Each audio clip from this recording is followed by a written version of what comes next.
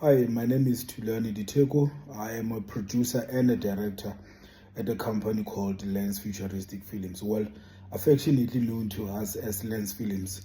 The title of the project, we termed it Heartbeat of Kilubedu. Why the heartbeat? Because we felt that the language is at the center of the challenge that the Kilubedu tribe is facing. Why the need to actually tell such stories? I'm a passionate filmmaker, particularly around cultural and historical documentaries.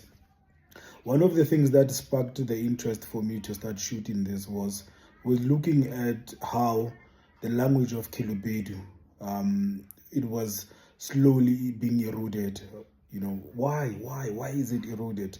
And you're looking at such things that pre-1994, Kilubedu was still a vibrant and a lovely language that was spoken by its people. But after 1994, in the new dispensation in South Africa, Kilubedu got left behind.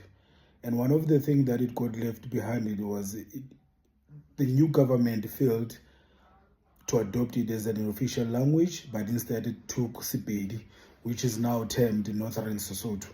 And with that, it poses a lot of questions that Balobedu people are struggling. And one of the things that they are struggling with is children with the school curriculum. They're forced now to learn Sepedi, which is Northern Sesotho.